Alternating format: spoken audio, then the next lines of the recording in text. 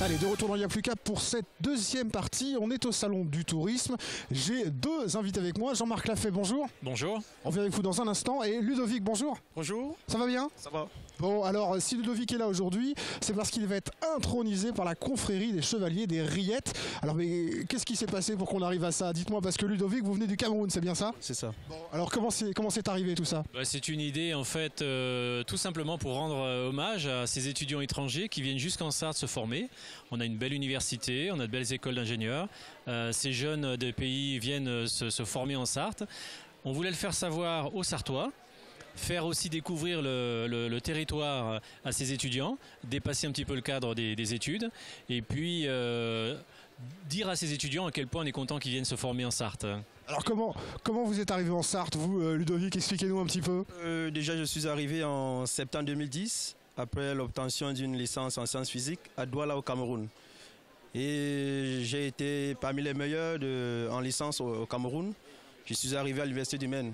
Alors pourquoi ce choix de venir en France et puis en Sarthe plus spécifiquement? Justement, c'est la bonne question. Je me suis renseigné avant. Le laboratoire d'acoustique de l'Université du Maine est l'un des meilleurs laboratoires en Europe. Et je suis très intéressé par tout ce qui est vibration sonore, tout ce qui est vibration acoustique. Et donc vous êtes venu vous former de manière très précise ici. Ça fait quoi d'être intronisé dans quelques instants là à la confrérie des Rillettes sartoises? C'est original comme chose. C'est très original et je vous assure que je suis un peu stressé. C'est la première fois. J'espère que tout va bien se passer et je compte que ça va rester un événement majeur et j'espère que je ne vais jamais l'oublier.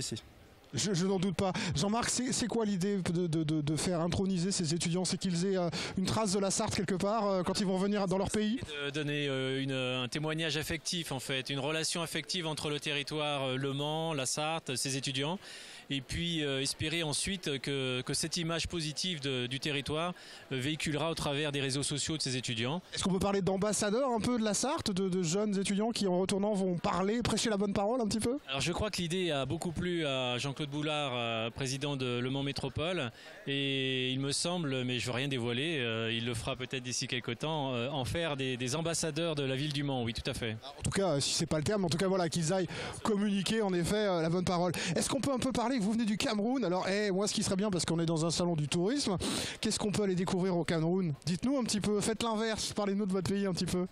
Déjà, je vais juste rappeler, vous le savez, en ce moment au Cameroun il fait très chaud. Donc pour ceux qui sont pas très habitués à la chaleur, je ne conseille pas.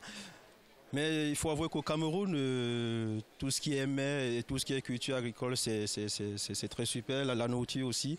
Mais une spécialité camerounaise, c'est quoi? Le ndolé, ce sont des légumes verts qu'on accompagne généralement avec de la banane plantain.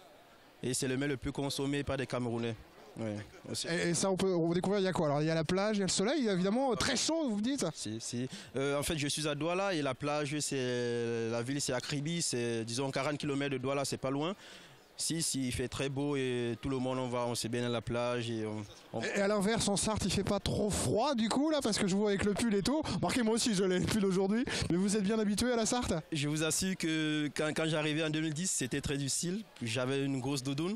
Mais depuis 2 ans, ça va, j'ai plus la doudoune, donc ça veut dire que je m'acclimate un peu. Mais il faut avouer que la semaine dernière, la semaine passée, je veux dire. Avec la neige, c'était un peu plus. Ouais, ici, il faisait très froid.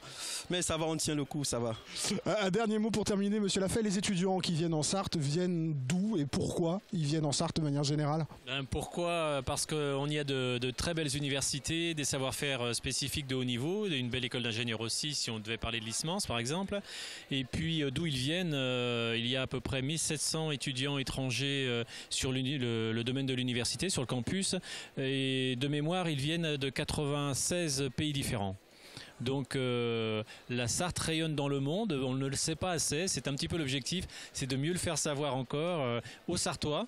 Et puis j'espère aussi, dans toutes ces destinations, savoir qu'en Sarthe, on a des savoirs formés très importants. Alors combien d'étudiants vont être intronisés par qui alors aujourd'hui? Alors c'est une première, hein, donc pour cette première initiative, il y aura 14 étudiants intronisés dans les confréries sartoises, vineuses et gastronomique. Donc de mémoire, la rillette, le petit sablé, le chausson aux pommes, la puette et le frampinot et puis les tire-bouchonneux. Oh, ça donne faim là. Pour ceux, là, la gradisation il est midi. Ouais, ça commence à me creuser. Écoutez, on va vous laisser. Ça va être juste derrière dans un instant. Bonne intronisation à tous ces étudiants. Bon courage, bonne chance. Ça va très bien se passer, je suis sûr. Merci de nous avoir parlé du Cameroun et merci d'être venu en Sarthe étudier. Bonne chance. C'est dans un instant avec les rillettes. Ils sont gentils, ils sont en vert. Oui, ils sont sympas derrière. Ah bah écoutez, il y aura des rillettes dans un instant. Allez, nous on continue dans un instant. C'est dans les salons du Mans. Émission spéciale de Y'a plus qu'à. Bonjour, on est en direct du salon de l'habitat où vous pourrez découvrir des stands pour aménager, relooker votre maison et aussi participer à des cafés rencontres qui vous donnent des idées pour le design, l'aménagement de votre maison, l'isolation et le relooking de meubles avec par exemple Anne Gallet de l'atelier Anne G qui travaille avec les produits Eleonore Déco et qui permet de relooker des meubles. Bonjour Anne. Bonjour. Donc en fait vous proposez de relooker les meubles. Qu'est-ce qu'on peut utiliser comme base? Alors, en fin de compte, à la base, ce sont surtout des meubles. On peut relooker tout type de meubles. On peut relooker des meubles déjà peints, on peut relooker du carrelage, on peut relooker du fer, du plastique. Voilà, on relook, mais sans décaper. D'accord. Donc tout support, quasiment tout support. Tout support, meubles anciens et aussi tout ce qui est meubles de grande distribution. D'accord. Et vous travaillez avec les produits Eleonore Déco? Voilà, ce sont des produits à base... Ce sont des produits, excusez-moi, qui sont à l'eau, voilà, qui sont sans cove, qui sont sans solvant, donc ce qui permet vraiment de les relooker de manière écologique. On va avoir une sous-couche qu'on va appliquer, qui va tenir donc sur toute surface lisse. Ensuite, on applique notre couleur, on fait la technique que l'on souhaite et là, on va vitrifier et ensuite on aura un meuble de bonne qualité. D'accord. Et du coup, qu'est-ce qu'on pourrait faire comme petit atelier que vous nous montriez une astuce déco? Alors, ce qu'on peut faire, c'est tout simplement une petite patine, voilà, pour vieillir un meuble. Donc, on va utiliser une patine Eleonore Déco, du vernicole, on va l'appliquer, on va ensuite poncer et on aura une patine qui sera idéale pour vieillir un meuble. D'accord. Alors, on part de quoi? Alors, on va prendre une dose de vernicole, une dose de patine Eleonore Déco, donc vous voyez qui est assez gélatineuse. On fait un petit mélange, donc on fait une dose de vernicole, 3 doses de patine, on fait le petit mélange, voilà. Et ensuite, on va appliquer au pinceau sur le meuble. D'accord. Donc là, le meuble, il a déjà une base. Il a déjà une base, voilà. On a déjà appliqué la sous-couche, on a appliqué la couleur qui a été un gris clair. Donc pour les téléspectateurs, la base, c'était ça. Donc on applique une première couche de la couleur de notre choix. Puis après, on utilise la base avec du vernicole et la sous-couche. La patine. La patine, pardon. Voilà. Ensuite, on va laisser sécher. Donc ça, on va le laisser sécher à peu près 1 heure. Donc là, je vais faire en direct. On va laisser sécher. Et ensuite, on va venir frotter avec la paille de fer 000. Alors ça, c'est quoi? La paille de fer. Donc c'est à base de fer. C'est très léger, très fin. Oui, ce qui permet, voilà, ça accroche pas du tout et ça n'abîme pas le meuble, ça n'altère pas l'adhérence.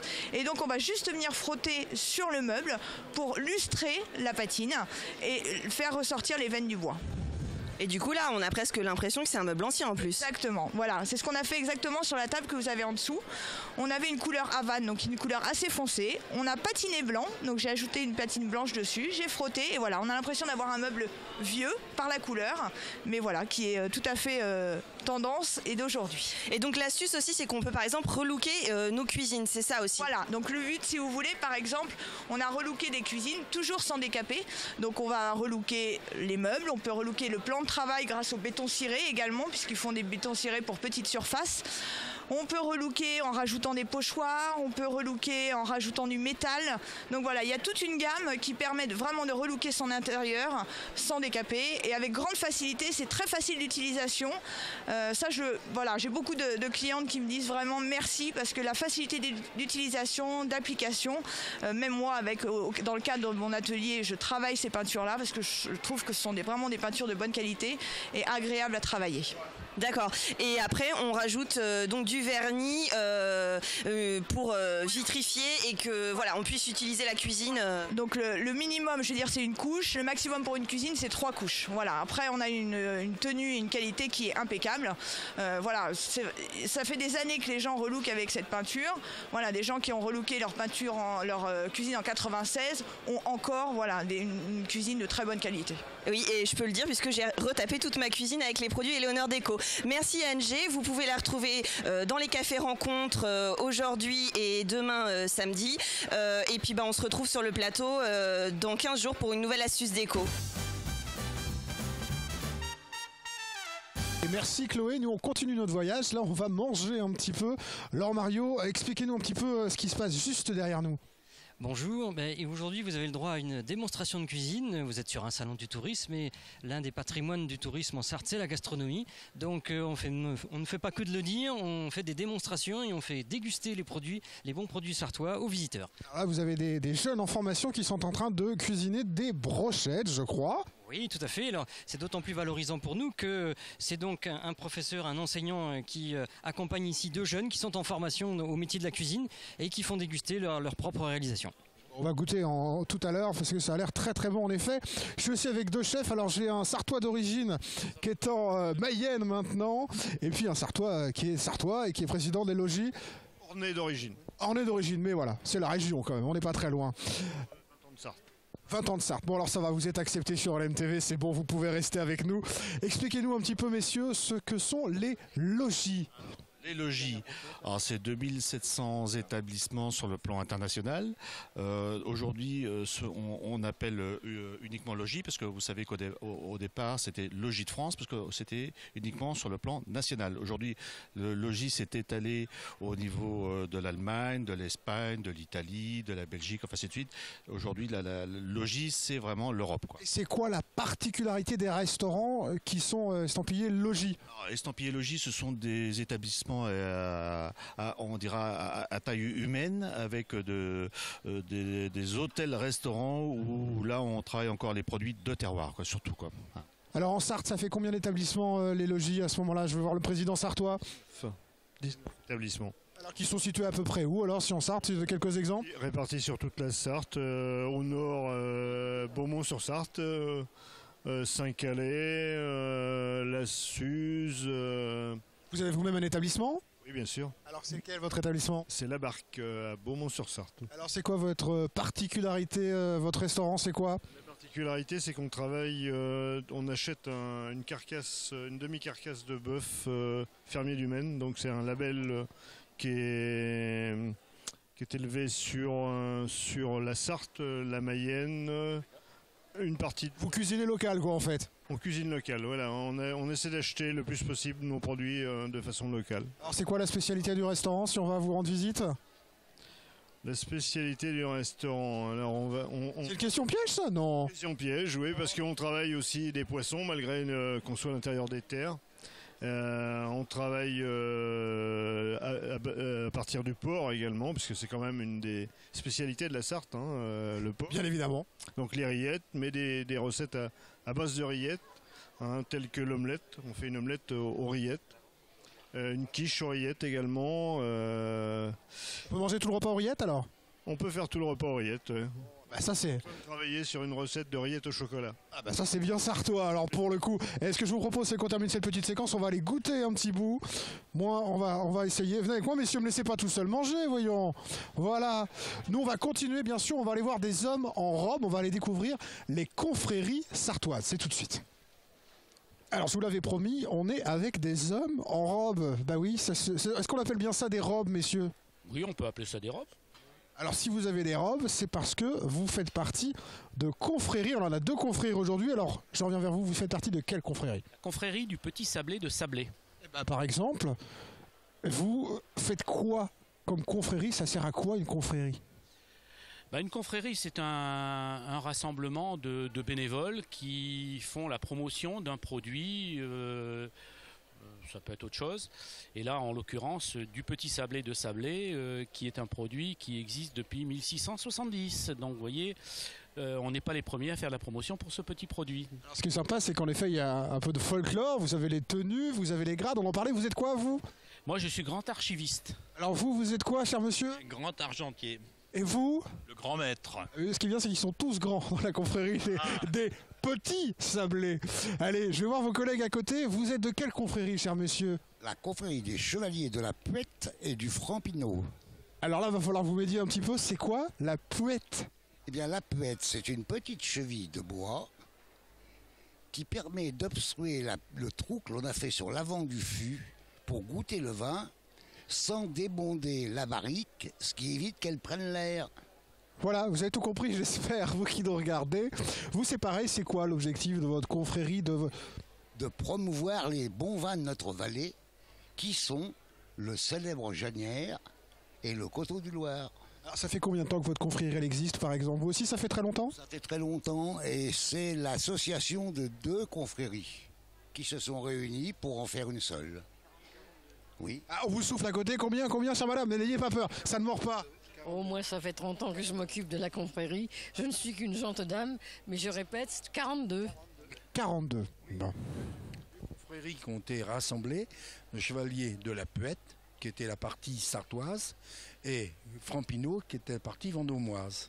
Donc en 42, ça a été fait par le maire de Beaumont-sur-Dème, qui c'était pour envoyer des colis aux prisonniers. Et de là, c'est resté. Hein, et après, a été rejoint. On s'est lié avec le Vendômois en 56. En 56. Très précis, dis donc. Oui, très précis. Oui, je connais bien l'affaire. Très précis et qui fait que après, quand les grands maîtres sont morts, un petit peu, donc c'est resté un peu en sommeil. Et en 80, on a rejoint et on a reformé. Et aujourd'hui, qu'est-ce que vous faites concrètement dans votre confrérie? On termine là-dessus. Qu'est-ce que vous faites aujourd'hui pour promouvoir le Pinot? C'est ça, le Janière. Le chenin, hein, c'est le plan. Le chenin surtout, mais si vous voulez, on promouvoir. Alors donc, qu'est-ce qu'il y a? On se présente, on se fait des comment dirais-je? Vous êtes au salon du tourisme, par exemple, aujourd'hui. Voilà, par exemple. Et puis aussi, on fait des intronisations qui font pour connaître. On fait des gens d'ambassadeurs pour se faire connaître. Eh bien, merci. En tout cas, vous pourrez. Eh bien, on viendra à la Charte-sur-le-Loir, pas de souci. Eh bien, ça marche. Le rendez-vous est pris. Merci, messieurs de la confrérie des petits sablés. Allez, on continue, nous, dans le salon du tourisme et de l'habitat. À tout de suite.